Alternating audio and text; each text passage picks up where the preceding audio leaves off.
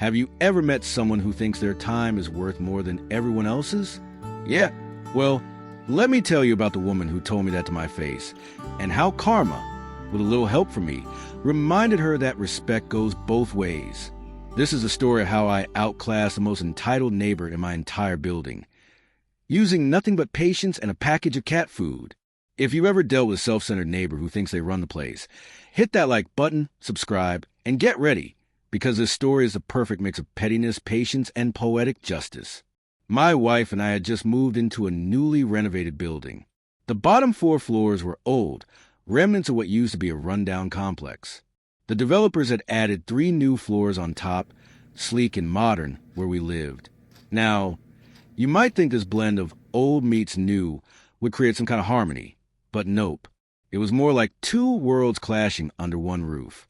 The older residents had lived there for decades, many on tight budgets, and didn't want to spend a single extra penny on anything.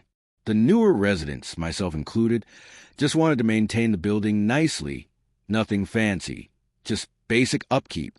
One major battleground: the front yard. It needed maintenance, and the solution was simple: everyone chipping about $10 a month for a gardener. But some of the older residents refused, claiming it was unnecessary. I got it. Money can be tight, so I volunteered to handle it myself. A bit of manual work never scared me. Enter Danielle, the drama queen.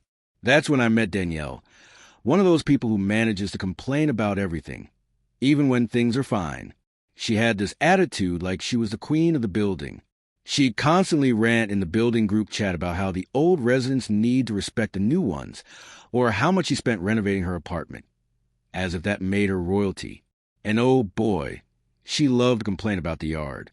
Every single week.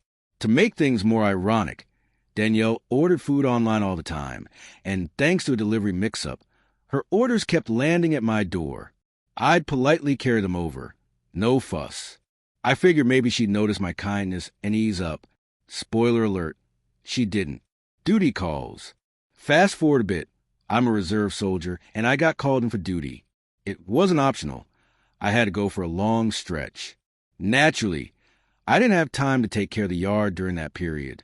When I got back, there was a storm in the group chat. Danielle, of course, leading the charge, furious about how the yard looked. So I messaged her privately and said, "Hey, I'm sorry I haven't had time to tidy up the yard. I was called in for reserve duty." And her reply, "Well, my time is just as valuable as yours. I don't want to waste it talking about the yard." The audacity.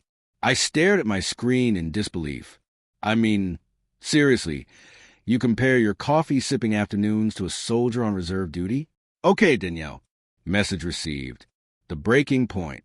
I decided right then that I wasn't going to fight anymore. I wrote one final message in the group chat. Farewell and thanks for the fish. Then I left. No drama, no arguments, just silence. I still took care of the yard, but now on my time, not because Danielle demanded it, but because I cared about where I lived, the perfect opportunity. Then karma decided to hand me the perfect setup. One afternoon, I came home to find 2 massive bags of cat food sitting at my door. I didn't own a cat. Guess whose name was on the label? Yep, Danielle. I smiled. This was poetic justice knocking or meowing right at my door. So I grabbed a marker, wrote a neat little note, and taped on the bags.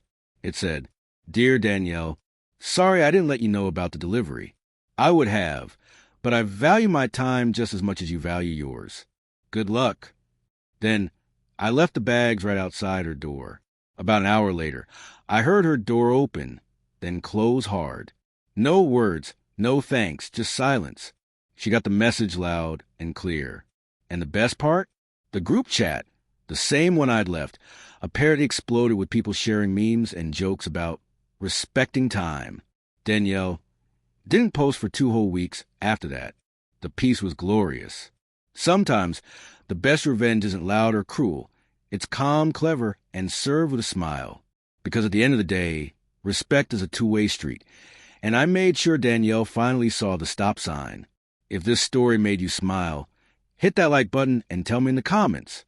Have you ever had to deal with an entitled neighbor like Danielle? Don't forget to subscribe for more stories where karma serves it better than any of us ever could.